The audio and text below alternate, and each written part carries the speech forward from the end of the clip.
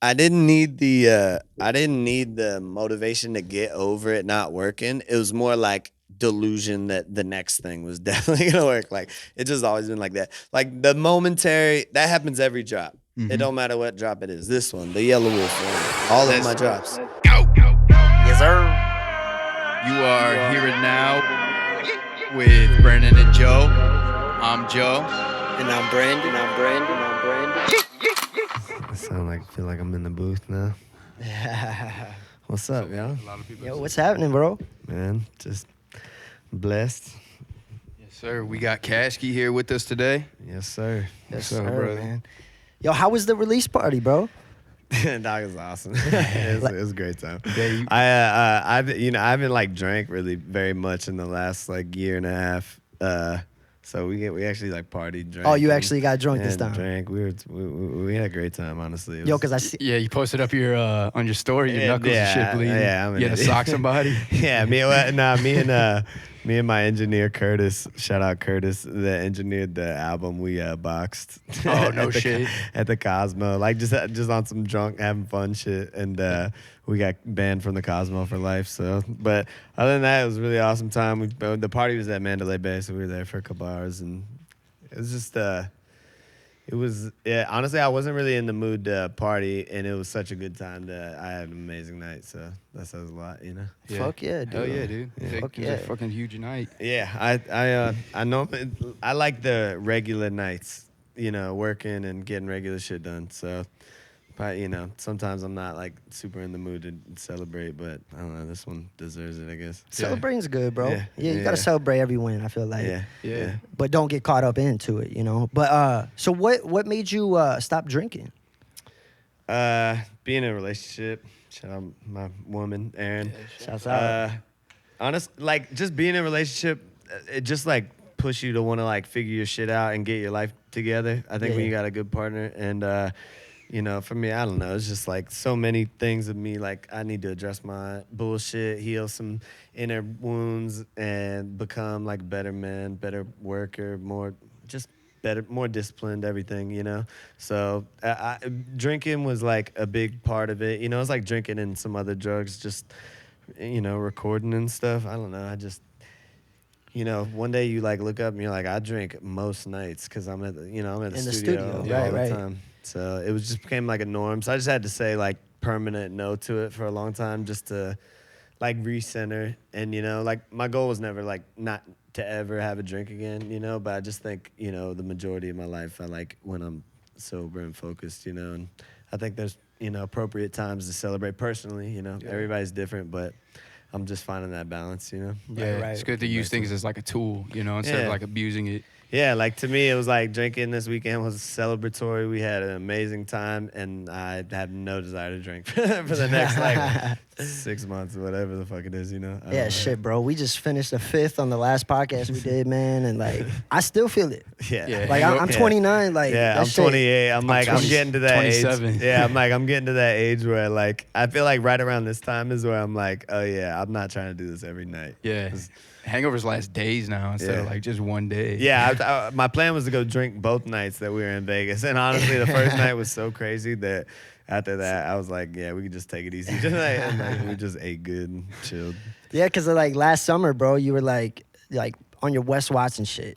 Yeah, Like you were like training every day, and you Yeah. actually inspired me to get yeah. sober. Yeah, I'll be like super transparent. I've been like slacking off on it the last like couple of months, and that's why I wasn't really in the mood to celebrate. You know, like for you know, I'm trying to get back to that. My next couple months are literally about getting back that like spirit and like fire that I had when I was on that. You know. Yeah. Cause it just, I don't know, that was like months. It was, for me, it was like 2 to 3, it was like 2 going into 3 months of like really disciplined every day, waking up early, working out, controlling what I eat, no drugs, no nothing. And it was like this momentum of like, I had so many consistent days that I just felt like fucking superhero. And then honestly, that shit led into the Wolf album.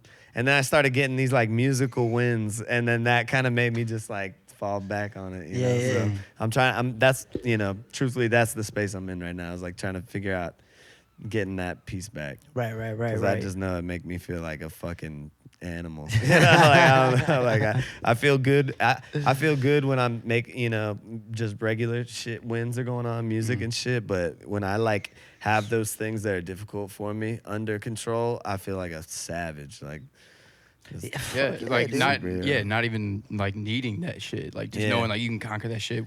Like just not needing it. You know? Yeah, because I know, like, with me with the music, man, like, I have to be under the influence to write. And that's why, like, I felt like music wasn't for me because I'm like, man, I'm going down the wrong path right now. Yeah, it's just what it is that the musical inspiration is there inside of you. It's just, you've just found this route to it, Right. And that's like, sometimes it's like discouraging having to find other routes, for me. Like, I didn't like feel like I needed drugs or alcohol. It just turned into that, over years. It was like, well, I don't even, some days I'll be in there, and I won't be lit, and then I would be like, I'm not feeling it today, and it's like, fuck that. I want to get to a point where I'm like, I can always feel it if I need to, Yeah. I'm not there right now, but that's where I'm trying That's to. where you're trying to get to. Yeah. Fuck yeah. Because, ultimately we don't want to be limited by those No, things. dude, like, Fuck no. you don't want to have to depend on, like, fucking doing Adderall just to write a record. Like, It's just...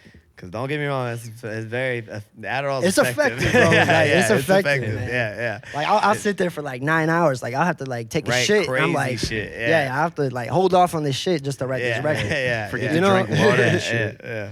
Yeah, super effective. Just, I don't know. It's weird. Getting back to, like, sober writing process is, it's funny because it's like it takes patience, you gotta kind of dedicate more time to it and just put a little bit, it's not as quick, and it's not these big bursts of inspiration. It's like these slow ones. You got right. It's like everything, working out, anything. It's the fucking slow wins that ultimately get you the fucking W, or like get you where you want. Yeah. Those quick ones feel good, but the slow ones are sustainable. So you cutting out like caffeine and all that shit, or Fuck no. Yeah. one fucking thing at a time. Like, for me, the drugs and alcohol for a while was a difficult one. Like, I don't think I thought it was gonna be that hard. Like, it just difficult in the sense of like really genuinely getting over those humps of like, my mind goes to that. That took months, honestly. It took about 6 months. Yeah. So I was like, I don't really think about it as much. Yeah. You gotta like rewire your subconscious, Dude, and that's totally. a motherfucker to do, And then it's like, I feel like what I realized too is when you like fall back on shit. Like for me, it was like, falling back on working out or eating right. These elements, like once I fall back, it's like way harder for me to get back to where I was. It'd be much better if we just stayed on the momentum train. Right. Yeah, you just And never had setbacks. It's also the people you surround yourself with too. Yeah. Like if you got a girl that supports you like that and like pushes you to be better, like that's solid, bro. Yeah. That's solid. Yeah, and I try to, her and I do our best to try to like only align ourselves with as many people that are at least somewhat in that directions that we're trying to go to. Yeah. Keep Yo, the let's friend circles let's similar. take it back a little bit, bro. Like the childhood Caskey. Yeah. Like, what was your creative outlet as a kid? Creative outlet when I was a kid. I don't know. When I was real young, I was just doing what my parents told me, sports and shit like that, baseball and stuff. I don't think that was a creative outlet. I think, I don't know. I think when you're kids, you're just creative. Like, you play imagine. I pretended to be Goku like a bajillion times. That when I was younger, I didn't really like find my creative thing till I was like, middle school-ish area. And then I think that's why like it kind of like started accelerating, I guess, because it just like took me a while to even figure out what it was. Because you're like, I feel like when you're a kid, you try to be like your dad or somebody. So I just always want to be like him. He's into sports. He's good at that shit, and I was like very not naturally that. So that's like discouraging. And then I think once I found music and shit, I was like, oh fuck yeah, this is it. Yeah, and then yeah. for a while, it wasn't even rap. It was like rock or metal. Like I wanted to be a screamer in a metal band. And I was like super into that scene. I was like, kind of always like outcasty kid. Same. So same like shit. smart but outcast. Like I was like in like the advanced shit when I was young, like in middle school and all that shit. But I was like the weird kid, or like the more like not clean cut kid. Like I don't know. I just was exposed to drugs and things like that. And when I was younger, so I wasn't like a bad kid, but I was just like always kind of on the outskirts. So I was like super into metal music. I had homies that did that, and I was like. I thought that's what I wanted to do for a long time, but I wasn't I didn't know anything about guitar or drums, so it's like I wasn't destined for that. I like the vocal part of it. Yeah. Did you try picking up an instrument? Like, did you try guitar and all Yeah, that? for sure. And then I settled on like bass. No offense to bass players, but like that was like an easier thing. Like I actually had like started going to this like church at this time, like when I was like. I want to say like 7th grade, 6th, 7th grade, something like that. I was like, hated school. I was like being picked on at school, hated fucking school. And then I had like a homie that was like part of this church, and that seemed really dope for him. So I was like, started going there, started playing in this band at one point there, and like played bass in the church. But like, me and like a couple homies would like start like metal bands and shit, and they would drum and shit, and I would like try to play bass and scream, but I really just wanted to scream and write records. So once somebody else was down to play bass, I was like, fucking take that. Yo, tell me Click Clack was in that band. Nah. I didn't meet him till high school. Yeah. Oh, shit. But yeah, I had my homie Dax, still a very good friend of mine. Shout out my brother Dax. I'm actually about to be in his wedding this year. Yeah. You said that. You said Shout out that. my brother Dax. Yeah, he would play the guitar, and then I would try drumming. We were all really bad at drumming. Then we met this kid Casey. He was a pretty good drummer. And then like in high school, tried making some other bands, but it was mostly like by the time I was in high school, it was mostly like me and these kids getting fucked up and playing music, like no discipline to make a band. And like I had a couple homies that were like super into it, and they actually pursued that shit and were successful with it. And then I was, once I found rap, that was my thing. And then I just fucking headed down that shit, dude. I was like in high school, burning CDs and shit. Like I was deep. No shit. Yeah. Now, did you hang out with like a bunch of people that rapped, or how'd you get into rap? Nah, You just tried it out once? Super random, like almost like ironically. like a friend of mine, Vinny Sensabella, not a rapper kid, no hopes to be a rapper kid, like just a homie. He was one day, him and some homies were like, we would smoke weed after school and shit, and then like, I don't know, there was just like a period in high school where somebody was like, we should write a rap or something like that, or like let's write raps and go spit them.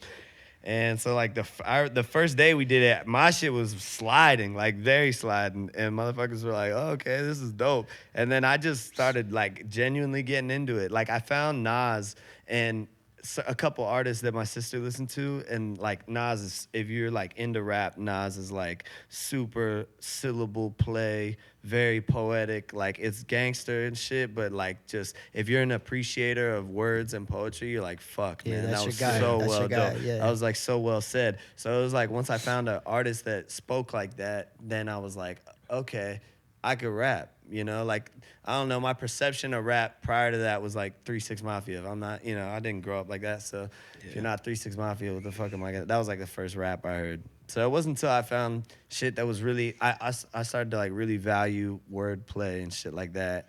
And then that's when and then there was just so many artists that I was like, damn, I don't know, people just are expressing themselves in very detailed, dope ways. And I was like, I would love to do that. And I just fucking never looked back after that. And I thought every song that I dropped, That was the one. and I felt like that for 10 years now. Yeah, I don't know, yeah. I'm 28, so I was 16 the first time I wrote a rap. So Oh shit. 12 years, No shit. and I thought every fucking song was gonna be that. So when you had like a 9 to 5 back then, like what was your occupation? Well, I didn't like when I first like rapped, I was just still in school, so I wasn't doing shit. And then I was like working at this like Italian. I only had like a couple jobs. Like I sold weed in school before I had any other jobs. So I like got a job just to like act like I had a job. Like I was working in this Italian restaurant, but I was really selling weed, making money doing that. And then after the Italian job thing, I was like rapping at that time, selling weed. I pretty much just got fired from that job and did that, and then got hired one more time at KFC and worked there for like 6 months to a year, maybe like 6 months. and got fired from there, and then I got signed like 6 months after that. So like I didn't So really, it happened quick, like not in a way. Well, not quick as because you Well, started like, at 16, but like I got out of school and was like going to I went to like a college for like 2 semesters and then dropped out and got signed. So I got signed like maybe like a year after high school or something like that, or like a year and a half after high school. So it was like just wasn't a lot of room for jobs. Like I did like landscape and shit in high school, but once I like learned about selling weed, I was like, this is way doper. Yeah, I sell weed and rap. That's what I did, and I just tried to hang out with other people that did that, and I don't know, it just kind of this spiraled. So where were you like posting music at that time? SoundCloud and shit, or was it No, YouTube? SoundCloud wasn't even a thing. It was fucking this was MySpace. blogs and- It yeah. was MySpace.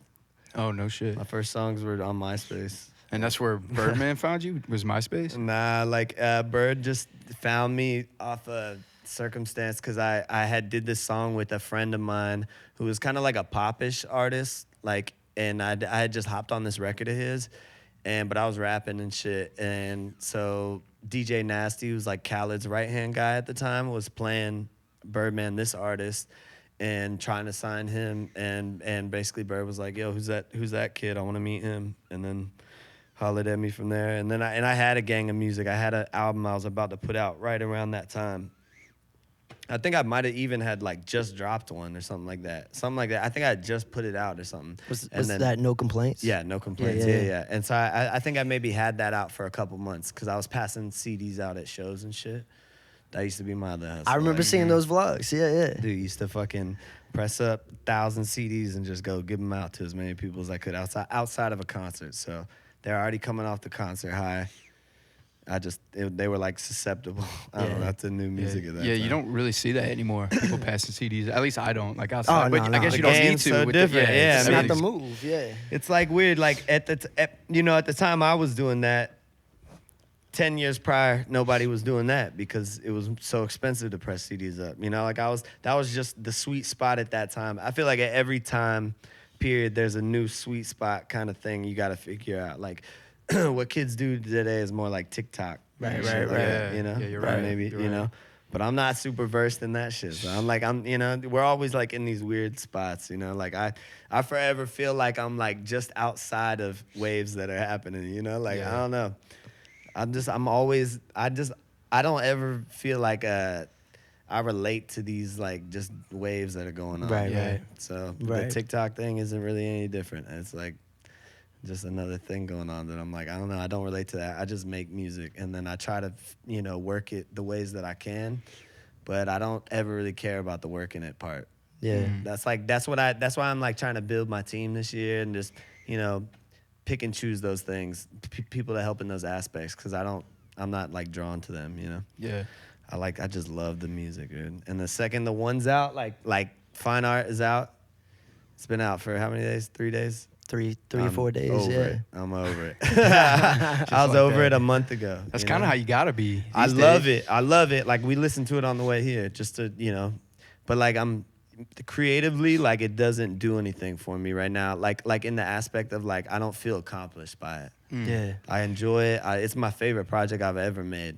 Yeah, Ever. it's fucking good, bro. Ever. It's fucking and good. and I don't feel accomplished by it. Yeah, that brings up a good point, man. Because like I'm that same way. Where like I just want to be on to the next thing. Like it Yeah. doesn't matter. Like Yeah. just always on to the next thing. I feel like that. I feel like our shit is for other people to appreciate. Yeah. And for us, it's like I don't get to enjoy my music the same way. I enjoy Kendrick Lamar's music or J. Cole or Drake or somebody like that. Like I get to just enjoy this shit and ride to it. Whereas like my shit, I enjoy it, but I'm like just something about it. I'm like I could have did that better. Fuck, I gotta make a better song. That one didn't make me a billionaire. I gotta make another song. I don't know. That's just how I process it all. Like Now, do you feel like life's just like flying by though? Because it's hard to like balance being present and just hustling. My girl vouched that I'm pretty bad. I'm like working on the presence thing and like just embracing it. My brain is like always going 100 miles an hour about everything. So, I'm just like constantly just thinking creatively and deeply about shit. So, yeah, I don't like I don't take a lot of time to just like vacay and do shit like that, or just like feel like I don't know. Yeah. I'm not great at that. Yeah, because That's- we had a day off yesterday, and we're like, what the fuck do we Yeah. do? Yeah, like, yeah, I like, need I to. don't know. We need to work on some shit. Sometimes you know? I don't know if like I'm gonna earn that at some point, or if I'm just destined to not be that way. Like I don't know. Well, so I know you sample this dude a lot, but Eckhart Tolle, do you still read his shit? Like No, it's hard to. I know. No, see, I'll be honest. Like, man, It's yeah, hard to apply that I'll be shit. real. Like, this will lead me actually into a really dope point I haven't got to talk about with people, because, like, you know, I get like, you know, as an artist, you always get people that are like, man, I miss this version of Caskey. I miss old Caskey. I miss this. I miss deep when you talked about these things. You know, like I get a lot of people that like miss certain albums, and earlier albums especially, because I talked highly on like spiritual shit, and you know, I don't know, just Flower of Life and all these spiritual things, you know, and I don't know, just like I'm always like evolving, and like different pieces of my learning experience are taking priority over my mind at times. So like back then I felt like for whatever reason I had this luxury of like thinking deeply about spirituality and all these things, and right now I'm just at this totally different place that like I think deeply about my family and providing for the people that I love. And I think deeply about just like elevating as a man. I think about a lot of things that don't have to do with being still. Yeah. And I'm also trying to like, I think I've like over the years kind of like I value those things a lot too, because I realized that like, you know, spirituality isn't just about meditating, or it's not just about prayer, or being able to just sit still and appreciate the moment. Yeah, you should be able to do that at times, but men are and humans were meant to create and work and do things and create empires and, you know, build the pyramids. Like we had those things are only done by doing, you know. So I don't know. I'm just like I don't know. I'm just in this space now where like I love Eckhart Tolle, and maybe I kind of let the spiritual leaders like come to me when they need to come to me, and then I ride with them for however long they ride. I like that. They don't always ride forever, you know? Like, Yeah, I yeah. feel like if I felt like they had to ride forever, that's something else. Because when I found Eckhart Tolle, dude, I was like, you know, let me paint the picture. I was like senior in high school. My dad had just killed himself. I was like so dark space, you know? And like, you know, I found Eckhart Tolle, like my older friend of my sister's like handed me this CD, and he was like, you need this right now. And I used to ride around selling weed, listening to this dude. And that shit just stopped me from being in this dark space at that time. So it was like, it was so necessary then. And I'm sure like if I went back and like really studied it right now, I could gain something from it. But just for whatever reason, I got what I needed out of that stuff, and then I started applying it and moved on. Yeah. And then I found people like Sadhguru. He's done a lot for me at times. Or, you know, Wes Watson, huge person in my life right now that I like am going to, because Wes Watson's message is so different from Eckhart Tolle's, and I think they're both true, you know. But just for whatever reason, I don't try to like choose or judge which things are calling to me. You know, you just know. Yeah. You're Right, just right, like, right. God, that's hitting different right now. I gotta go off that. You know? Yeah. Well, Wes Watson, he taught me like discipline, how important Yeah. discipline is. Like, Yeah. like last summer, man, I was like waking up, like I can't wake up after 7. Like 7's it. Yeah, like yeah, I don't be a bitch. You yeah, know, I was yeah, like yeah, even telling yeah, myself. yeah. I heard Wes Watson in my ear. Yeah, I'm like, I gotta man, get back to it, Yeah. You know? honestly, because it was leveling me up. at the it time. was me too. Yeah. It was me too. And at times, Eckhart Tolle leveled me up, you know. So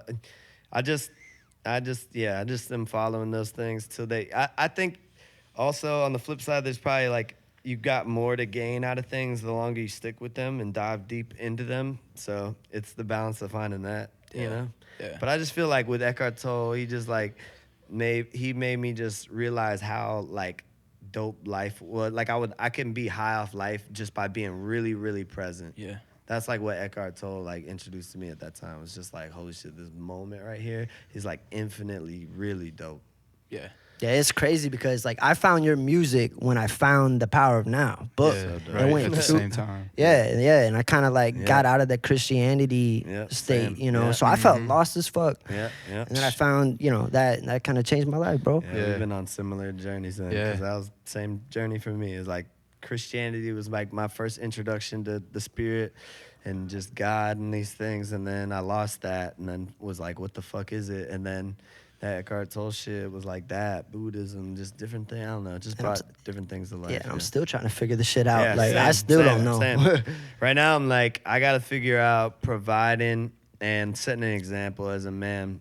Right now, that to me is like my spiritual journey right now. Yeah. And then I feel like once I figure that out, maybe I'll have time to fucking meditate. Yeah. Like I think I'm actually trying to like incorporate those things more in my. But I just mean in the sense of like make that my main focus. Yeah. you Right, know? right, like, right. It's not right now. Right. Well, you were right about like how things find you, you know, because yeah. you'll feel it. Like if you need to listen to Eckhart Tolle, you'll feel that shit. Yeah, you know? exactly. Or just like it crosses your path, you know. Yeah. Like there's been so many times that like some spiritual thing has just crossed my path right at this time, and I was like and then I follow it, and it takes me down a wormhole, and I'm like, got a whole new person that, you know, speaking truth. It's dope nowadays because we had things like this podcast and people speaking and the internet, and there's like so much of it out there, you know.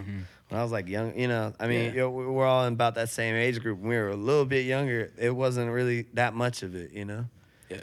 In middle school, I wasn't like the middle schoolers today, you know. Like No. I didn't have access to Yeah, a lot of Instagram shit. didn't even come out until like my senior year. Yeah. You know? Oh, yeah. same. And I used to take like dumb photos of like fucking windows and shit. Dude, my you first know? post was a salvia plant. Yeah. A picture of a salvia plant. That was my very first Instagram Mine was a post. fucking blunt. or a bag of mushrooms. It was one of the other, and the other one was the second. And I was like, yeah, so Same shit. different. Now it's like you can learn crypto on the Yeah. internet, and you could learn spirituality. I don't know. It's like there's like overload right now too. So kids also have infinite. to navigate that. And you don't even know what's real, what's not real. Like you could Google one thing that says this, and this next thing that says this. You that know? part is so like difficult to navigate. Yeah. That's like another reason why I just only care about making music or Right. or making art. Just or focusing my on yourself. people, or my people. Like I feel like I don't know, just like all these lessons and things we're trying to figure out, they're all also really available in daily interactions and your process, whatever it is, you know. And then you can kind of choose to go to the internet to look up some shit you need, but if you're just taking it in, you're just gonna get hit with fucking way too much. Right. Dude, one thing I fuck with you about is like how personable you are with your fans. Like I remember, it might have been a year or two ago, you flew out to St. Louis. Yeah. Just to kick it with a fan. Oh, yeah. And I remember you filmed it. You were drinking then. It was an awesome time too. Yeah, but it was right after BS4. Yeah. yeah, but like I what? still check on that kid. I sent him money in jail the other day. Oh no shit. But what causes like what makes you be that cool with your fans? Just being grateful. I just think I like don't feel like I deserve it. I don't know.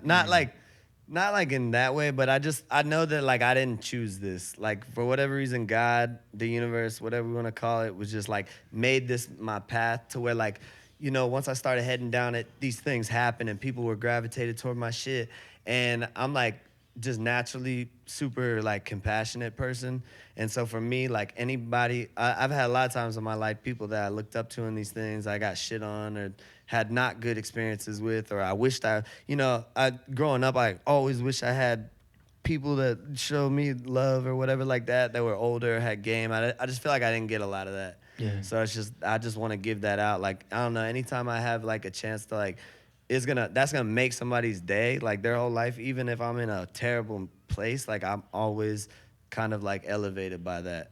Of like, I'm like, yo, here's some, I don't know, it's like reciprocal. I'm gonna be real, like I have terrible days. Like, I don't know, some days that shit is like, I don't know, that shit bring me back to life a lot, you know, because I just, you know, making music is mad special, but sometimes you just lose sight of that light or whatever, and I don't know, somebody freaking out because they're like, dude, I connect with this shit. And then for like whatever reason, I just always like make kind of deeper music or motivational music or pain music, whatever it is. Whatever I make, that shit just, it bring those kind of people to me, or like that energy to me, you know? Like I don't get a lot of like cloudy, like people, you know, random people that aren't sure if I'm Caskey or not. You know? Right. There's people that like take a picture with people because they're like a famous actor or something, or just whatever it is. Like it's not that with me, you know. Most of the time with me, it's somebody's like. Most of the time it's like deep, you know. Yeah. Like just, you know, somebody's like, holy fuck, dude, this, and I get that because like I got people like that their music is like that to me, and I still freak out. Yeah. You know, talking to them or just having a moment. You Well, know? bro, you here. Let me pull up this photo real quick. Because we, I don't know if you remember, but we opened up for you a few times. I remember the hand tap. I was gonna pull up that photo, cause like, you put this on your Instagram a long time ago. This one right here. Yeah, I'm surprised you found that. I look drunk as fuck too. I was like, Yeah. man, I look Let me fucking see. retarded. That's funny because I remember the photo and I wasn't even associating that with my memory. I seen you of the keep hand. looking at it. Yeah. That's awesome. But yeah. But That was so that was right around what, Black Sheep 2? that was Black Sheep 1, dude. That was One? Little Debbie. Yeah, That was the Little Debbie one. Yeah. Yeah. Had the brown hair. I always try to figure it out based off my haircut. Yeah. It's different every year. It's different for like every year of the 10 years that I've been rapping. So. Is that playing too? Like to go into a new tape, Not like really, a different honestly, vibe? It just is like, that's my girl. Like, I just transition constantly. Yeah, because I thought that was genius if it was that way. Like, Because I'm like, just whatever I'm going through in life, it's just always adding up. Like, my hair's changing, or I don't know. I want to change it now. I want to shave it, tat this, and then grow it back out. So, I don't know. I'm like, I can't pick an identity. I think that's my thing. Like, I haven't like picked a version that I'm like, this is it forever. I don't know. I don't think it will I ever might be. not, Yeah. I might not ever evolving, man. Yeah. Ever evolving. Well, I view you as like a true artist, like not even just like a rapper, you know? Like, Because you're doing so much shit, bro. Yeah. The poetry books, the art, the clothing with your girl, like the paintings with your girl. Yeah. Like, I admire that. Thank you. Because there's not that much going on. Like there's either rappers or like Yeah. painters, but you do it all. Yeah, like I'm excited for the time that I get to like really showcase them all. Yeah, Because I feel like the only people that are super aware that I do all of them are like real listeners, real supporters, real like people that like really see what's going on, that are kind of like more involved, maybe follow me on something. You know what I'm saying? But like Right. just the average person that just heard my music don't know that. So I don't know at what point, or but I just know at some point they'll all align even Transition, more. You know, yeah. because I just keep kind of like adding new things to the pot that are all resonate with me, and then I don't know. I'm constantly just trying to figure out how to bring them all together. Like I got in the MGM video that's gonna come out, like my face is like coming out of a painting her and I did. Oh, no But like shit. it's like coming out. I don't know. So it's just like I keep trying to figure out how to just bring them all together more. You know. Yeah. Like I did a little bit of that on like Generation. That was like right when I started kind of getting more into art and poetry and shit like that. So I'm trying to just get better at those things and just let them find their way into the music path, you know? Yeah, you remember when Jay-Z did that like Picasso Baby? Like he did I like was just listening to that album last week, getting really inspired by a painting. Yeah. Me and Aaron were painting, and I was listening to the fucking Picasso Baby. He kind of inspired me to get this tattoo right here. It's a Picasso painting. So sick, you know, so. Yeah, I like that Jay-Z, when he was making that music, that had like Tom Ford and all that shit on it. right. When he was making that music, he was making that music for like art students, like people studying art in college. Like that's shit.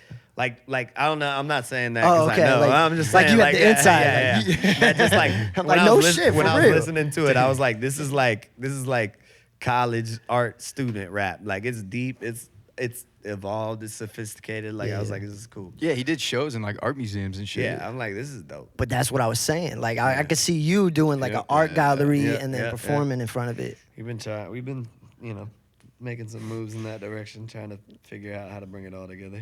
And you could say it came from me. No, I'm playing. Yeah, like a premonition. Yeah, I don't know. I like all those things. There's so much cool shit. I'm like, the older I get, the less I think of myself as a rapper, and the more I'm like, I'm just, I think that's good at rap. I'm just good at rap. Yeah, that's what separates you for real. You ever try taking photos, like doing any photography shit? No, not really. Like definitely thought about it. Yeah. The thing is that there's only so much time. Even like with like painting or poetry or these things. Like, God, if I could really dedicate just heavy time to them, like I do music, I would just be a monster in either category. But there's just only 20, so much time, 24 hours every day, and you gotta sleep, eat, and shit. So it's just Takes like it it takes a lot of time. Like. So I'm just right now. I'm like I realized like I'm in this sweet spot with rap. So I'm like, let me focus on this, When I'm like 60, then I could paint every fucking day. Right, Or whatever. right. Yeah. I don't want to be a 60-year-old rapper. Yeah. At some point, I'm gonna like not want to say so many words. I gotta, like less words, more just living. Are you still riding Harleys? That's exactly what I was about to ask. Hell yeah. Yeah. I got my Harley at the crib. No shit. You still got that Still Nightster? got the nights. I want to get a street glide. Yeah, the big boy. Yeah, that's what my dad rides. I'm like definitely could. When I first got a bike, I was like definitely can't get a big heavy one like that. We dropped them so many times, but I'm like nah, I could ride good enough. That I'm like I need a sick big bike, but. See, I got a Nightster as well, man, and like that, just taking that on back roads. I'm a smaller guy, so you can really fucking whip that shit. Yeah, the only reason I even want a big one now is just to take it further. Yeah. Like the Nightsters is sick, but you can't drive for 3 hours on it. Shit, bro. I went from South St. Louis Dakota. to Sturgis a few years ago, bro. Like, thank God the tank is small, so we had to stop like every 100 miles. Yeah, and, like, I was grateful for that too. For you having a Yeah, small I've definitely tank. done some like 6-hour drives on it when I first had it because I was just so geeked to ride. But now I'm like, fuck that. I need the comfort. I need the comfort. When I like first got my bike, dude, I rode that thing up the entire state of Florida, just like oh fuck yeah, getting it. I couldn't get off of my I like bike, bro. slept in the daylight, like behind buildings on this road trip I took one time. Oh, no I shit. was just like, I could do anything right now. I was like, I could just sleep outside right here. I just did. Like, I had money for a hotel and everything. I just like optionally. Was that your first bike? Being Is the one you got now? Yeah. My No first shit. Bike. That's why I still ride it. I'm like, I could buy a new bike, but Yeah. it works. And it's Yeah, we started off on a sketchy ass 1985 Honda Shadow. It was a fucking dude. It was the sketchiest thing. I tell you what though, Tires were all bald and shit. yeah, we left that out all winter, bro, and that shit started up first day of summer or spring, What's crazy whatever. is that I sold my bike to a dude in Canada, and he sent the bike back to me. No way. Yeah. And it still worked. I thought it just sat in Canada for like a grip in the winter. Yeah, I love the apes you have on yours, bro. I would get a different bike, but my shit just looked mean and dope. Like I just like that thing. I done rode so much on that thing. Yeah, one of my favorite songs of yours was Black Sheep 2 on the way. Yeah. And You probably get that a lot. just you riding through Orlando, what's I crazy? guess. The day that I was selling the bike, this is like an omen. The day I was selling the bike, I was riding the bike down the street, riding it to the trailer that it was about to go into. It's like in a neighborhood street. So I'm riding it a couple houses up to this trailer. A kid is walking on the sidewalk, watching Black Sheep 2's on the way on his phone as I pass him. And he's like, no fucking way. Freaks out, runs over to me, is like watching the movie or the video as I'm like riding the bike to sell it. I was like, fuck, Holy dude. shit. Yeah. Dude, I want to get That rid of shit's thing. wild, I'll dude. keep that thing probably forever. So I got a son that rides it. So I'm Yeah. like, I'll get a new bike soon and just keep that. It's just cool Yeah. memory. What got you into riding? My dad rode.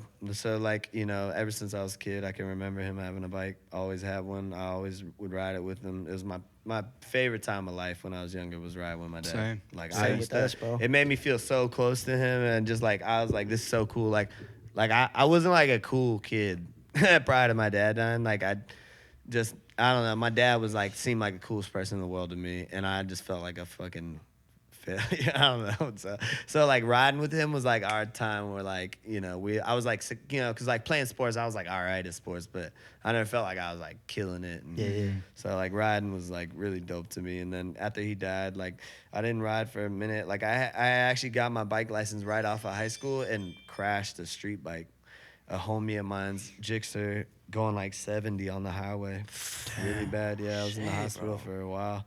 What happened? You slid out or something? I just honestly I don't fucking have any idea what happened. Like I just wasn't ready to take I got my license and then I was on this very powerful fucking bike going 70 on the highway. Like I just I like drifted from one side of the road to the other and I got like nervous and I probably should just pulled the clutch and leaned or gave it gas and leaned. I don't remember what happened, but I just got nervous and felt like there was no hope and I dropped off the edge of the fucking shit. Damn, And I just totaled that shit. And so I stayed off a bike for like a year after that and then got back on. But I was rapping then too, dude. I shot a music video in the hospital. Yeah, I was gonna say that. Yeah, I remember seeing footage of that. Did an interview in the hospital. I was like still trying to get it. I like took the first clip I posted was me being like, my mixtape is gonna come out in like another month. Like it was supposed to come out like that week or something. No shit. And then I wrecked and I was like, I don't know. Now earlier you were saying that like every song you put out you thought was gonna be the one that made you pop off. Yeah.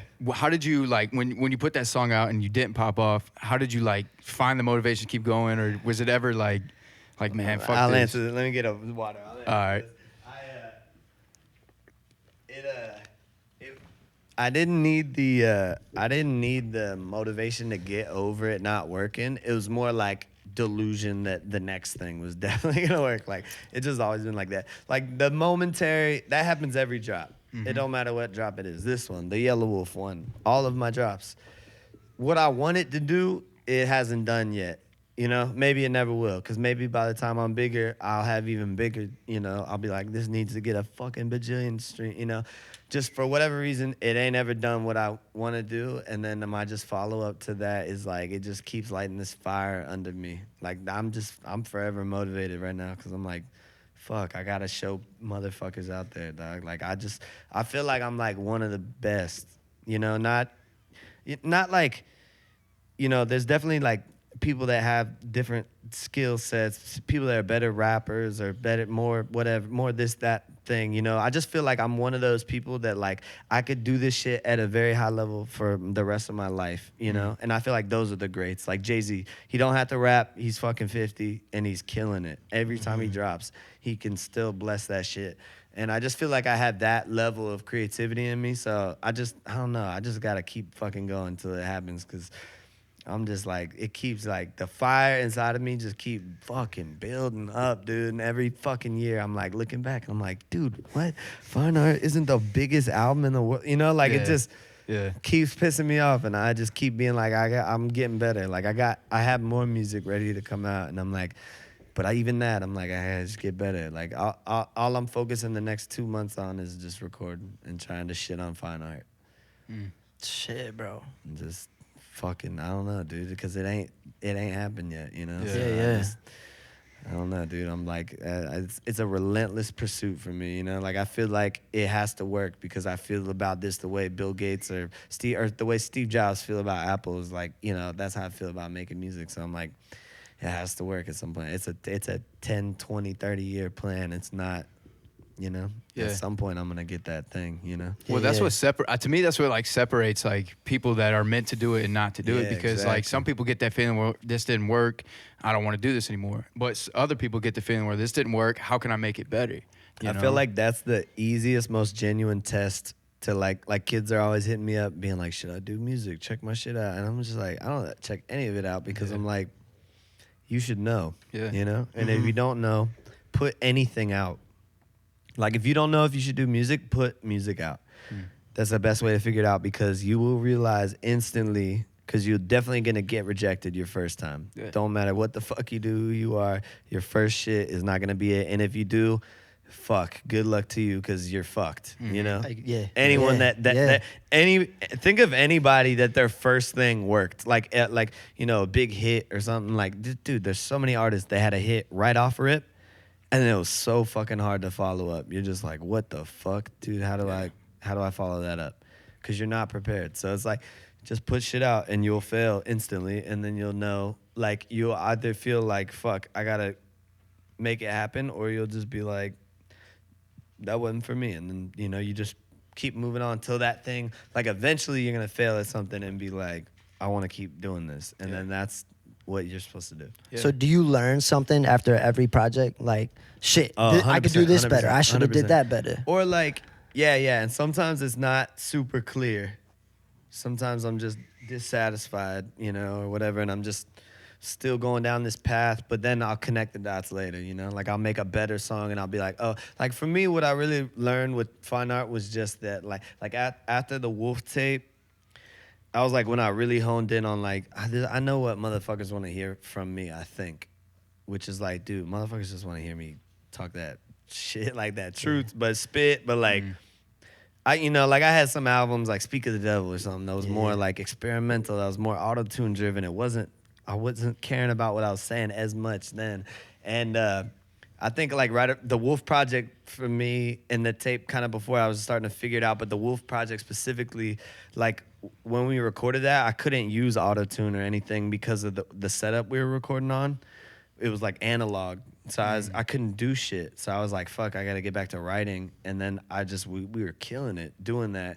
And then the response was so dope. And then I was like, okay, let me try doing a tape like that real quick. Because I already had albums put together that are supposed to come out after the Wolf one.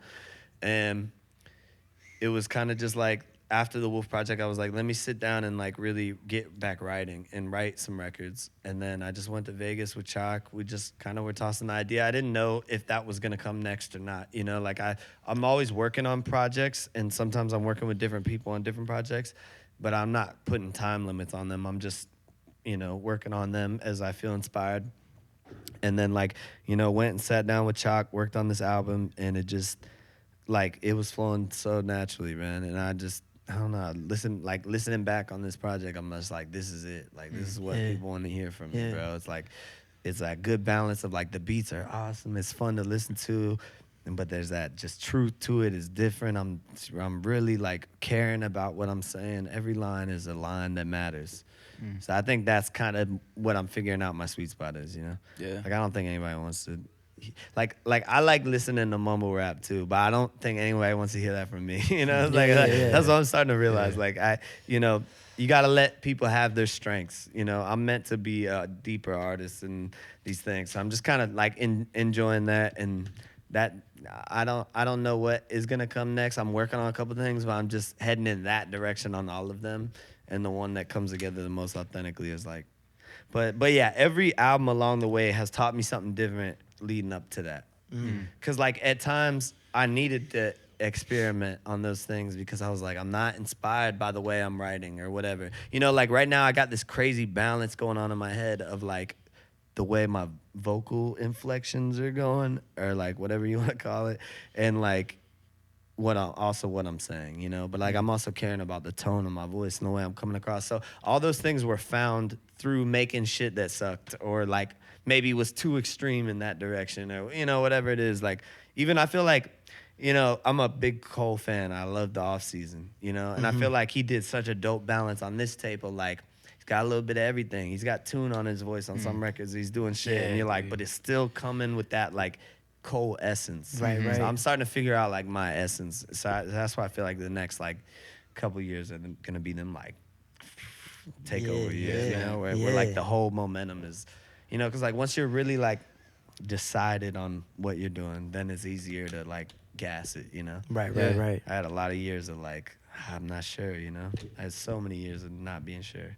Yeah, because I still love making music too, but I don't really pursue it. I just kind of do it for fun. But it's like every song I do sounds totally different. Yeah. And I feel like I'm new every time. Yeah. Do you feel the same way? Yeah, like I think I'm like, I'm still definitely not at like a seasoned place. That's where I really want to focus on getting the next couple of years, where I like feel like every time I'm coming in, I'm like 100% sure. Right now, I'm like, I don't know. Yeah, I still approach it as a newcomer. Like I'm getting more like I get more confident in my ideas sometimes, but just overall, I'm not ever super certain coming to a song. Because I don't know. There's so many factors, Right. Yeah. Then a lot of those are out of your control sometimes. I don't know. If I'm at a new studio, no confidence. Yeah. Because this fucking engineer might butcher me. I don't know. Yeah. I rely heavily on the engineer. I don't like I know how to engineer myself on my setups, but I can't go into a new studio I know nothing about and make it sound amazing. Like I'm not that like versed on Pro Tools. So, I don't know. Sometimes I had sessions a couple weeks ago where I bombed. It was like I went to link with the artist. I hopped in there. I tried rapping, and I was like, I sound like shit. I'm leaving. And I told him, I was like, this engineer ain't doing it for me. I gotta go. And he just laughed and was like, I feel you. He sucks. It's like, so I don't know. I'm not like putting any pressure on myself either in those areas. Like that's why I don't think of myself as a rapper too, because I think like a lot of rappers are like in competition with rappers Right. and want to be a better rapper. I don't want to be a better like I don't know. It's ironic because I like I'm in all this controversy about being a better rapper than people, and I'm like, in reality, I just talk shit to those people because I'm like, I actually think I'm better than them. But you know, overall, like I'm not concerned about being better than other people at rapping. You know, I just want to make more authentic music of mine. You know, I just want my music to feel more truthful to me and feel more like, oh, when I listen to it, I could really enjoy it. And I'm like, that was deep, that was authentic. I said something creative, new, more genuine, truthful, just all those elements. If I could mash all those, that's all I'm worried about improving on. I don't care to like, dude, there's like, I just been really, I like the last couple nights I've been listening to that kid Token on YouTube. You know who he is? White kid that raps. Savage. Savage. Incredible rapper. Like, incredible rapper, bro. Amazing rapper. You know what I'm saying? There's like, I'm like, dude, you're focused on that beat, and he's like crushing it, you know? So I'm like, I'm blown away by tons of rappers, you know? Like, there's tons of rappers out there and artists and tons of singers there. Amazing singer, you know? So, like, there's tons of elements that make people dope. So I'm not, like, in competition with one element of it, you know? I like all of them, and I just want to make shit that I like listening to, you know? The more shit that I can make that I like listening to and it get better and doper for me, you know?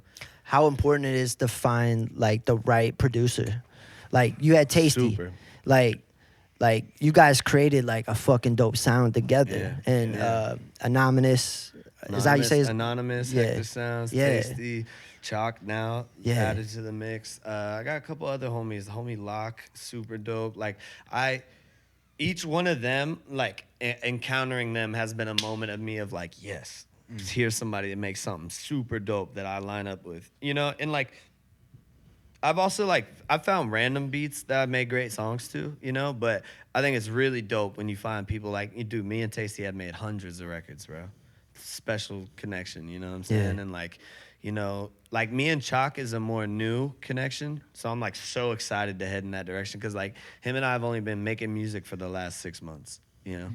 And it's like, you know, he's another one of those people along the way that I met that I'm like, dude, we make dope shit together. You His know? production is crazy, bro. Crazy. Yeah, you slid on every track too. Damn. Like, how'd you guys link up anyway? He was engineering at Bootleg Kev has a studio out here in Burbank, and I was recording there. This kid Jake was engineering me out of there. I had made Viral with Jake, and then like one of the sessions after Viral was made, I go in there and Chalk was engineering. So he was engineering out of that place, and I was like, "What's good?" Like, you know, we just recorded that day, and then I don't know if it was that session or maybe the next one that like I needed beats. And he was like, I got some beats, and like he played a beat. Dude, it might have been Thank God I Made It. That might have been that one. Because Thank God I Made It is the oldest record on that tape. All the other ones are new. All the other ones are made in Vegas. Thank God I Made It was the only one that survived out of the original tracks that were started to make it. Like we basically would record sessions all throughout the last 6 months. Like randomly, every couple weeks we'd be like, yo, let's get in. We cook, and we make some shit, you know, and like, for a while, it was like we were making some good shit. Like, Thank God I Made It was like the first one that was dope. We made some good ones here and there, and then it was kind of like at some point we made a couple more good ones, and then Bootleg Head was like, y'all should work on a tape. And I was like, okay, fuck yeah. Like, I like the idea of just trying to work on a tape with a producer that I like because I know we'll actually lock in and like really, you know, most of the other sessions are kind of scattered. Like, I'm not coming in super focused. I'm like, or I might have beats I want to get on, so we might hop on your beat, whatever, you know. So I was interested in the idea of doing the tape. You know, I had no idea it was going to be as super dope as it was, you know. Like, really, once him and I started locking in, I was like, man, this dude's dope. And then once we got in Vegas, though, he, like, blew my mind, bro. He was just getting lit and making beats in his headphones. And, like, I would be recording on a beat, and I would be like, let me hear what you're working on, and be like, MGM. Oh, so you were, like, fucking putting them out, like he was working on a beat, you were recording.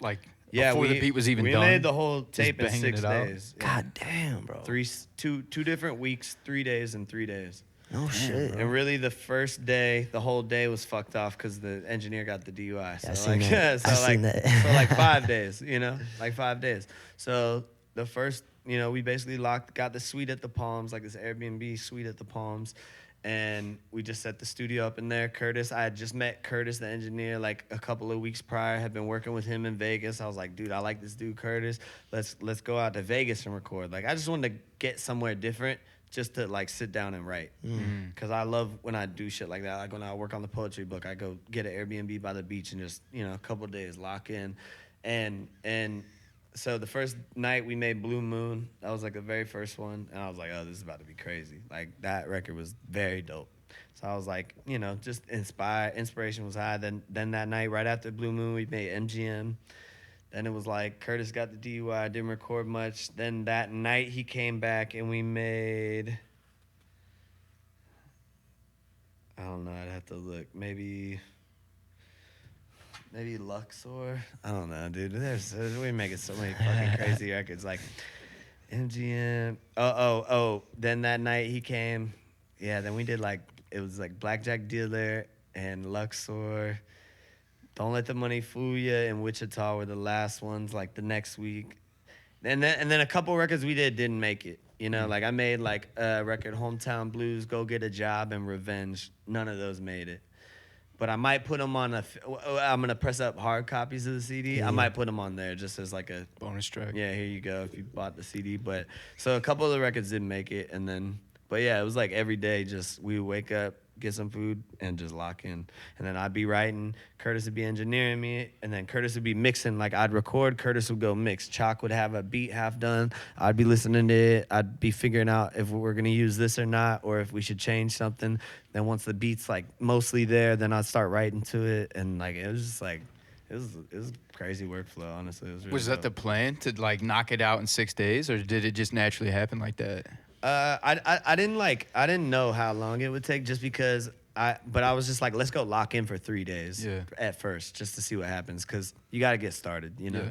And like I try like with every tape not to be super set on like how it's gonna finish or how long it's gonna take, because sometimes like, you know, you just, if you set a plan, then you might get there and get discouraged or whatever and be like, okay, this ain't going so well or whatever. So but it just happened. It was like the first 3 days we made a bunch of records, and I was like, hey, let's come back next week. And then honestly, like we just all knew it was done once we made those other records. And I only wanted it to be 10 songs. So like we had 11, and I was like, let's take this one off and keep it at 10. Like, and I just wanted it to hit like that. Like I just, you know, 10 records and they're fucking, I don't know, it feels like a classic or something. I don't know, it just feels like one of them records that's like every piece is really significant, you know? Oh yeah, dude, it's very fucking cohesive. Yeah. The beats are fire, like I said, and you're saying shit. Yeah. And it's not like on the conscious like boom bap rap beats. That's what makes it so dope. Yeah. Because you're actually saying some like real shit. And I'm always trying to find the balance of like saying dope shit, but it being dope to listen to. Yeah. Because I don't listen to like rappers that do like theater type rap where they're saying a lot of shit and they're really saying something, but it's like, yeah, you can't really daily listen to it. Yeah, like, it's not I like vibe music. I like shit like Kendrick and shit like that. I don't know. I just feel like that's like more like daily listen. That's what I want to make. Yeah. You know? Well, like you said, Cole, dude. Cole's new album. That song Perfect Amari. example, dude. Bro, that song Amari. Cole, Kendrick, Drake. Those are like the 3 artists in the direction that I want to go. Like I want to keep going in that direction. Like is listenable, and I'm saying shit. Now, how hard is it to like write a song like Untouchable, like in a room full of people, like more like personal song, like love songs? So, oh, there we go, playing your shit right there. Don't copyright Blue us, bro. Moon's like talk about me. Nah, so Untouchable, I had been writing the first verse like in my head. I hadn't actually wrote it down, but I had that beat from Chalk, so I had been. For like maybe like 2 weeks, I was riding around LA when I was by myself. I would play that beat and just think about it, because that record is harder for me to write. It's easy to be inspired to write. Oh yeah. You know, my girl, like I got a lot of shit I can say, you know. But for me, I don't ever really go into records like super set on where I'm ending. So that was the difficult part about that one, and why I marinated on it longer is like, because I know exactly what I want to say. Whereas like with all the other records, I just go in and I'm like, take me where you gonna take me. You know what I'm saying? Yeah. And like that one, I was more intentional. I actually had a different song made to that beat at first. Oh, no shit. And Aaron really liked the beat, and I really liked the beat, and I was like, but I wasn't in love with what I was saying. I had made that record maybe like 6 months prior with Chalk. It was like a half-done record, one of these half-done records Chalk and I had. And so I was like, yo, send me the beat. Let me just ride to the beat. And then she had put me on this girl, Etta Bond. And I reached out, and that's like one of Aaron's favorite singers. And I like reached out to her. She's a singer from the UK. And I was like, yo, I got this sick idea. Like my girl's birthday's coming up. Please get on this record. So I had like recorded the record, a version of it prior to being in Vegas. And I showed her that on her birthday. And then I like fine-tuned it and redid it in Vegas. So I didn't have to like sit down and write it in front of everybody, but I had to deliver it, but it's sliding. So it was good energy about it. But I definitely marinate on records like that longer, you know? Yeah. Because those songs are easy to write because it comes from the heart. Like it just flows right out. But like, yeah, it's hard for me, to put it out there. For me, just any hard. record that I go into having the idea formed first, those are the hardest records for me to write. Only just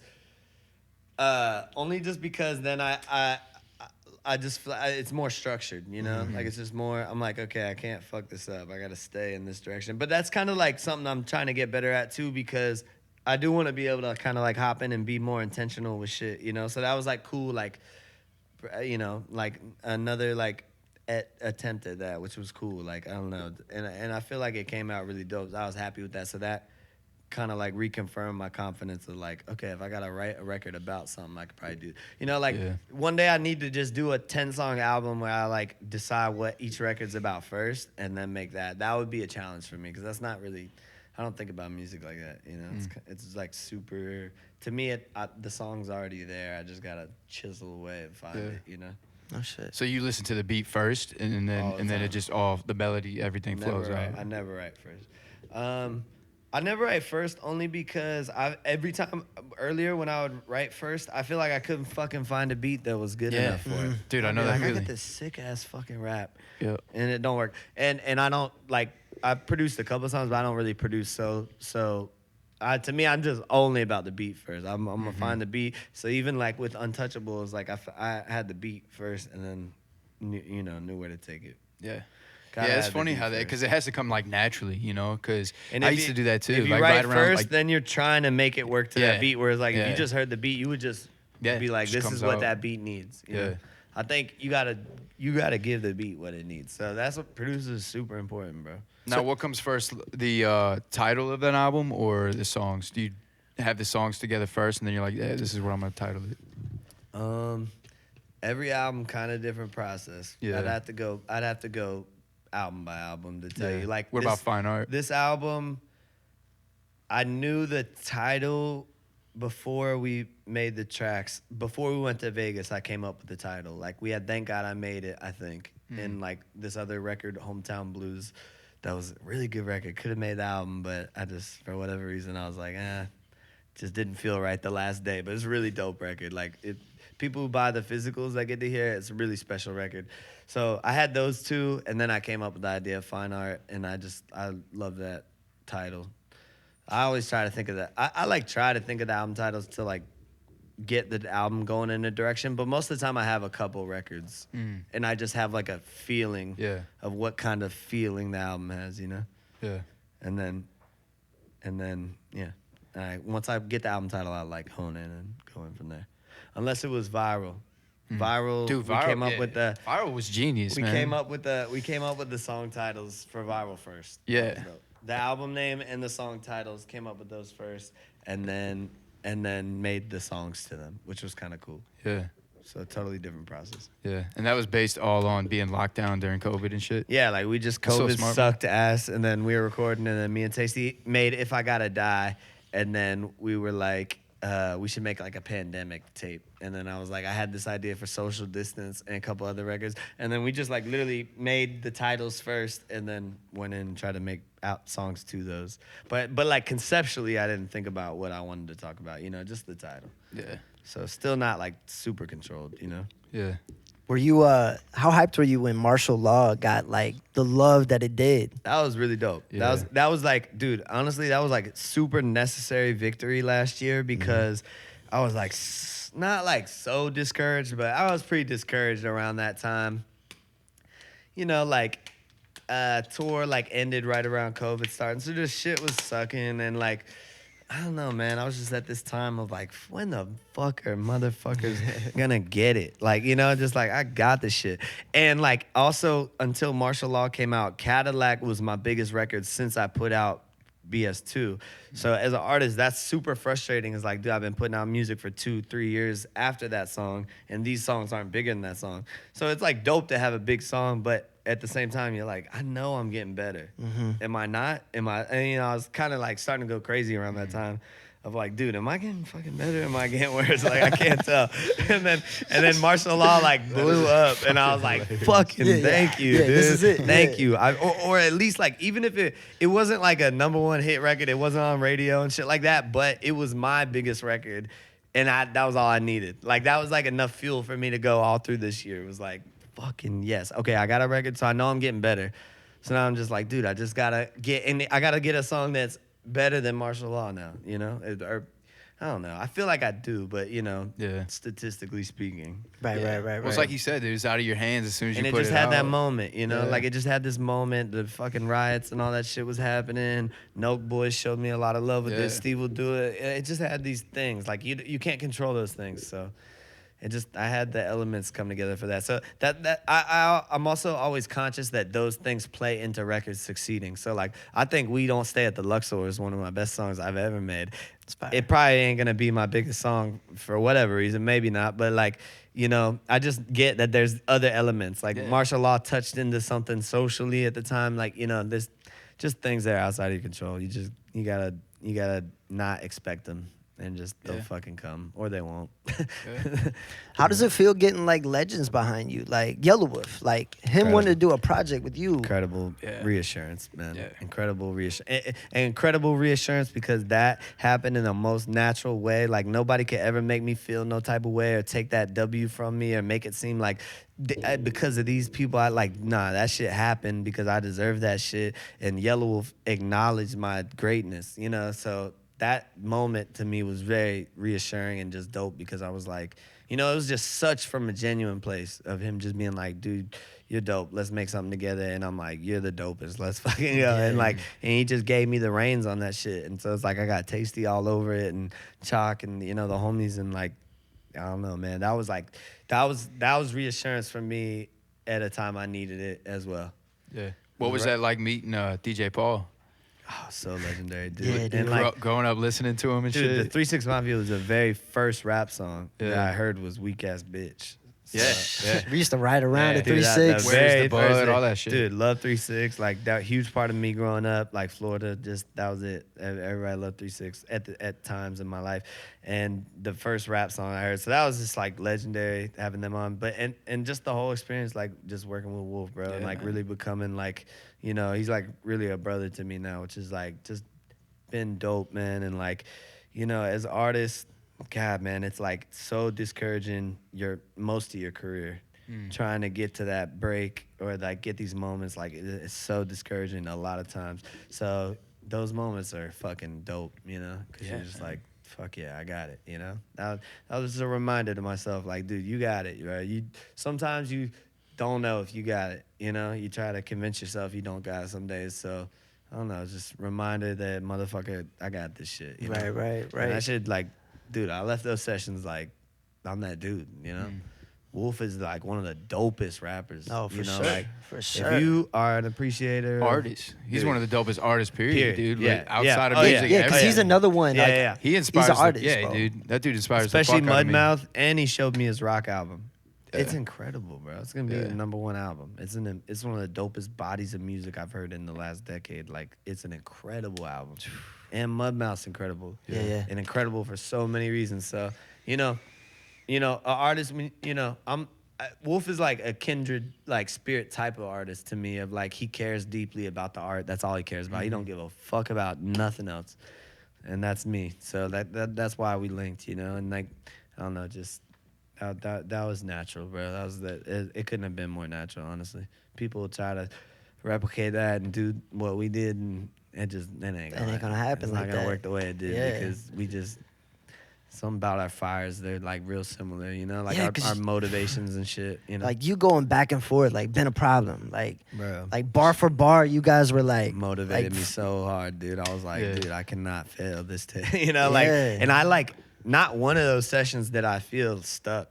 That's what it was dope for me, you know, is that, you know, a lot of times you're in the booth, you're like, fuck, I don't know what I'm doing. Every one of those sessions, I was like, dude, let's go. And like, Wolf knows what he's doing. Like, he's definitely more seasoned than me, 100%. Like, when we were in the studio, he was the first one done every time. I won't take that away. Like, he was done. The beat came on, he was like, this is the one we're doing? Done. Just typed for 15 minutes, and he was done, and then he goes spit it. Like, he was a vet.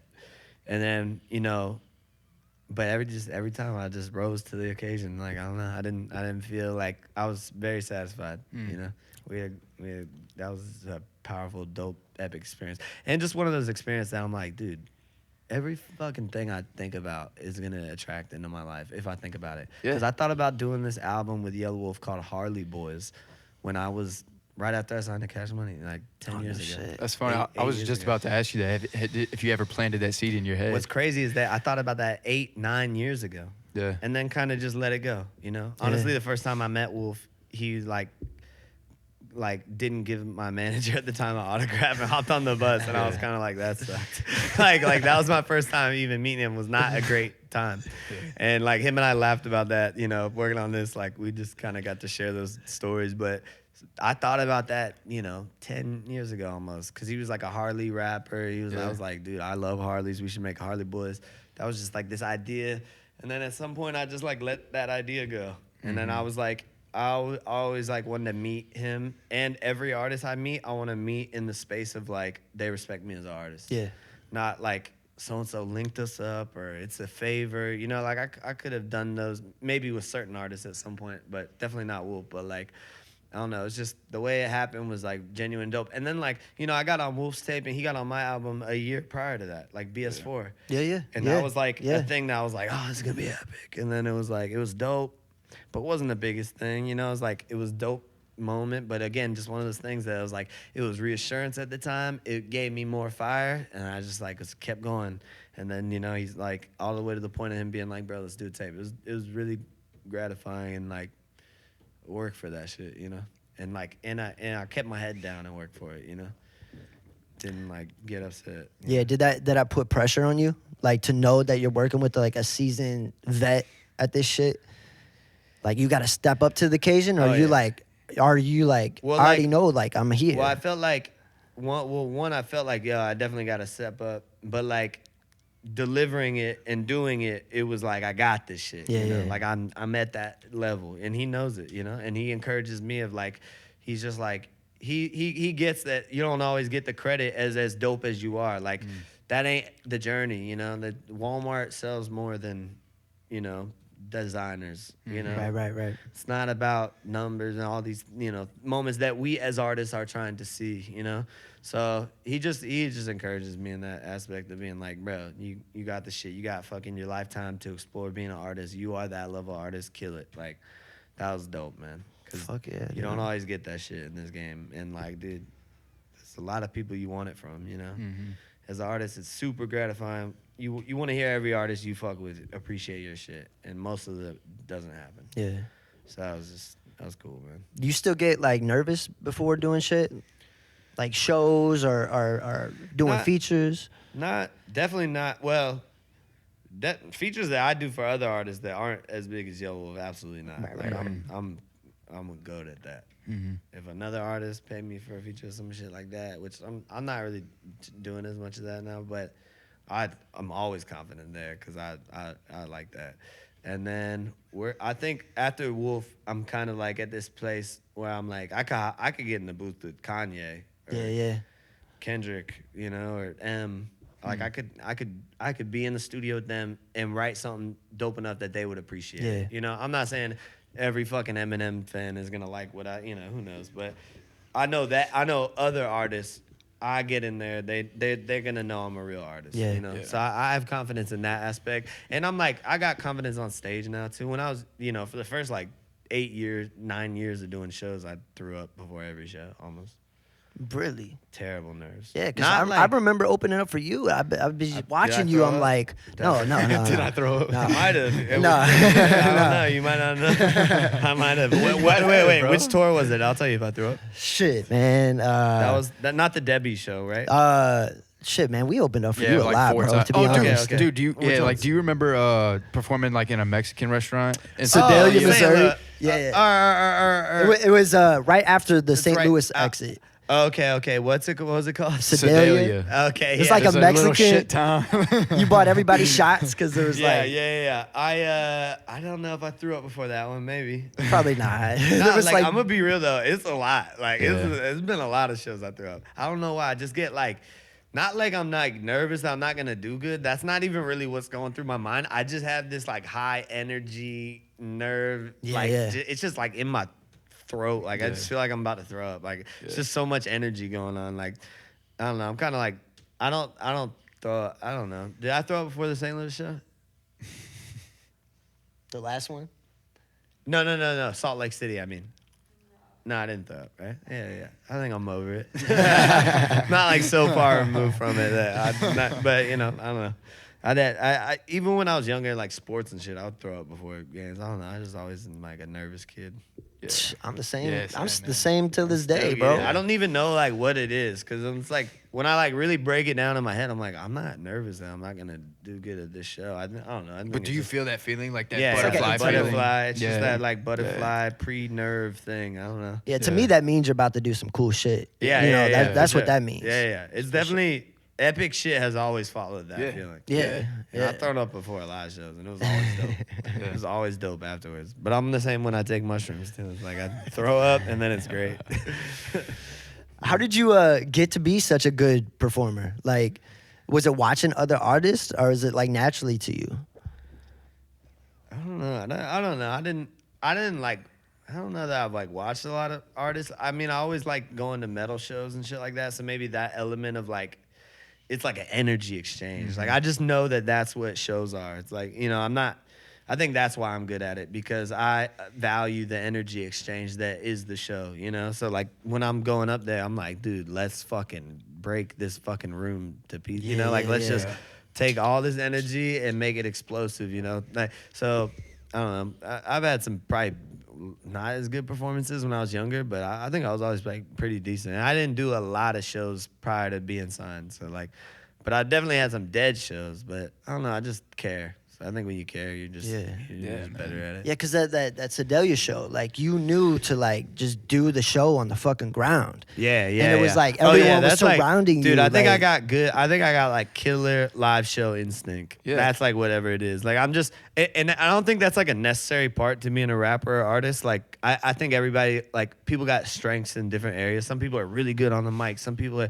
but yeah, like live, I'm like mad good at just like interpreting the energy and being like, this ain't gonna work. If I'm up here, because I think what it is, like I'm like super, like I feel the energy. So like if shit's awkward, I feel like shit up there. So I'll do anything to make it not awkward. So if it's gonna be awkward, me standing up here, I need to get down there and give everyone shots. And then maybe that's the way the energy needs to go. Yeah, I feel like you're really in touch with that you know, like that energy and being able to read it. And, I've done a lot of small shows. I've done a lot of small shows. Those are harder, bro. They're the small shows are way harder, much bro. harder. Dude, it's so much easier to go up on Rolling Loud or something. Yeah. It's a crazy big, dude. The small ones suck ass. Yeah. Not like they're dope when you make them dope, but like, you know, they require more attention. And effort, they're just harder. Yeah, totally different experience. Yeah. Well, you got anything else you want to? Oh yeah, because I got to dip maybe like 10 more minutes. I saw you keep checking the time and stuff. Yeah, so. honestly, it's like like 20 more minutes. All right. Well, this is a personal question, man, because like the Rick Hill record. What's good with that? You never heard it? I never heard it. Oh, okay. So how do you know about it? I seen You just saw us talking about it. Okay, I don't know. Like maybe I was on Rich Hill's. It's such a dope song. I don't think it's ever gonna come out. Because I'm a fan of Rich Hill. I know. I think he's a great artist. He's just a cool individual. Like he's one of those people I link with. You know, a couple years when I was first coming to LA, just genuine dope artist reached out to me, and we made something so cool. Like I'm like crying, yelling, singing type vibe on this. It's like cool ass record that we got. I would send it to you honestly if I had it, but I don't have it. Yeah, because I've been waiting for it. I haven't had it for like 2 phones. Like it was like 2-3 phones ago. Well, tell the boy to drop He this needs shit. to drop. I don't know, but like I just also know as an artist, like dude, I make yeah. so many records that ain't coming out, Right. And it ain't even nothing personal. Like the record is fire, but maybe just artistically, he just in a different space. Right, you know? right. So I got so many art records like that. I'm like, man, I should put this out, but just artistically, I only care about alignment. You know, Yeah. I got records that are dope, but if they ain't aligning with how I feel right now, then they probably never come out. Yeah. Yeah, because I was wondering the same thing with the Anthony Green record. I have 3. You got 3? Yeah, I got 3 right now. No shit. And I'm going and I don't know when this will come out, but he's coming to California in like 2 weeks. I'm gonna go out there for a couple of days. No work. shit. Yeah, and work with him. No shit.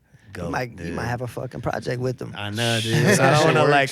Me and my girl have already spoken into existence. Yeah, let's manifest that. We'll see. Yeah, honestly, me and Anthony Green project would be amazing. He's super good, dude, and he'd probably be interested in it. You know, I don't ever like force ideas down people, and like I'm super like careful about what I ask for. You know, I try not to be like pushy in any way as an artist.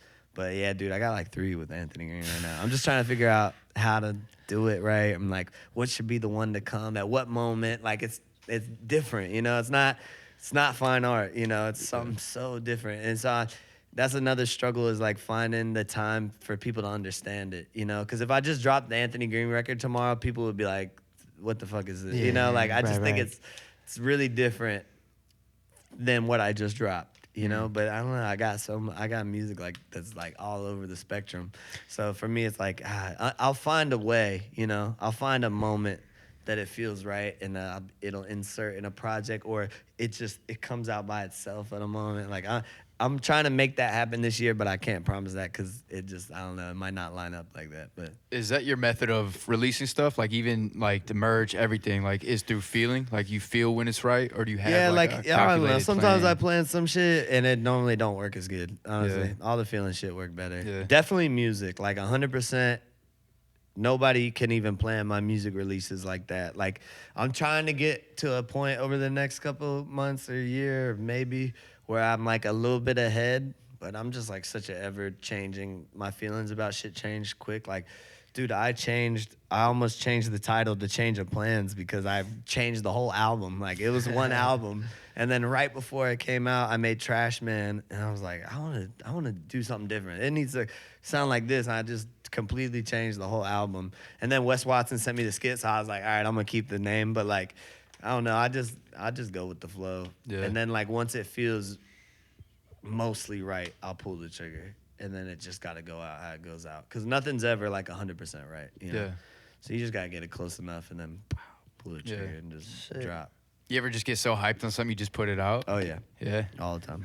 I got time today. If I can. Just all kinds of shit. Tapes, sometimes soul tapes just drop. And then every time I try to like wait on a release of a tape, it's mostly because like marketing wise we can do more and blah blah blah. And like I don't know, maybe one day I'll feel like that shit added up, but like most of the time I'm like I should just drop that shit. I should just put it out. Like should just put it out a couple of weeks in advance or like hyped it up for like a week or two and dropped it. But I also like putting out projects, you know. Yeah. I'm not like I need to start putting out more just singles, I'm sure, but I don't know.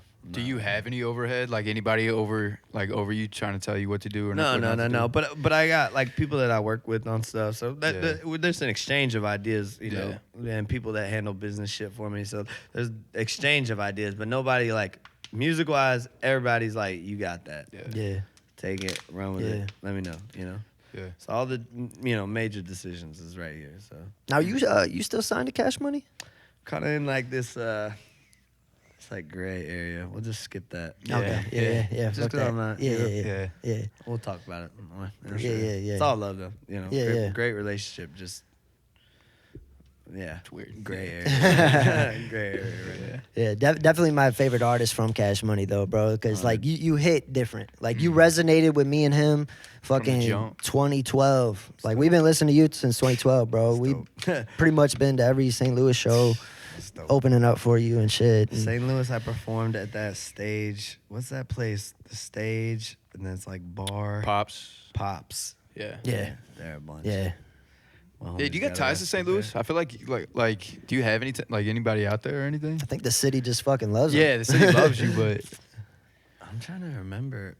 Because I got like certain people in certain cities, but a lot of times I'm bad about the city. I don't think I had anybody specifically St. Louis. Definitely people I fuck with out there. Yeah. But I just been getting brought out there by different promoters. Yeah. And this has always been a fun vibe. St. Louis is cool. Yeah. I can't wait to do shows again. Honestly. Dude, I can't wait either. Yeah, the last show you did, man, it was February. like right when the fucking shit hit. yeah, Dude, I swear I got tour COVID ended. from My tour ended from that, and then I did one Dude, show. I was sick for like a month after your show at Foo Bar. Dog, I did one show during the pandemic and definitely got COVID at the show. No shit. Oh, shit. Dude, it might have 100%. been that show. And everyone was going in on me about how irresponsible I was, and I was like, "Y'all are right." Like I don't know. Fuck it. I wanted to be like, "Y'all are wrong," but they were right, and I got COVID. So. Yeah, you're the only show I went to last year, so Yeah. like you made it worth people's while. But anyways, wait to brother, get back I appreciate you for coming on, man. yeah, like you we're guys little for having me. peons in this shit, Yeah, it's all love, and bro. the fact that you came on, man, that's just we're Appreciate grateful. that. We're Appreciate grateful. the same energy, dog. Just shit, utilize it, man. That's like I said, dude. I had mad moments in my career where somebody was like, "I'll fuck with it," and that was like that fuel, you know. So I don't know. I guess that's why I hope this is just more fuel. Oh yeah, Like, yeah. y'all doing the Yeah, right yeah. shit, you know what I'm Definitely, saying? bro. Yeah, Utilize that shit. Shit, Hell man. yeah. Well, 2012 to now, let's get it. Yeah, Yeah, let's go. Let's go. Fine Art is out now. Go Go fucking stream that listen. shit, buy that shit. Wait for the hard copy and cop that Show shit. that shit to who the fuck ever, dog. Yeah. Literally, that's the best way y'all can support. yeah. Show it to other people. You got anything coming up that you want to? Too Put out. much. Honestly, too much. Jaws, the $100 mixtape. You ain't shit till you are. For motivational purposes only. Music to live to. Fine Art 2. Project with Click Clack. Yep. That's all off the top. Maybe an Anthony Green project. Definitely but no Anthony Green. timeline for any of them. So Yeah. shit, it's coming. And Jaws at the end of the year for sure. Are you gonna say what Jaws means for the HNBJ? No, hell no. I'll tell y'all after this. I'll tell y'all after. Okay. All right, yeah, brother. dope. Thank you for coming on, my Hell man. yeah, it's been episode 28. Yeah, bro. Cool, What's man. up? Let's get it. Let's go. Turn this off and I'll tell you. Let's see. Shit, what is it? With Brennan and Joe. I'm Joe. And I'm Brandon. Here it now.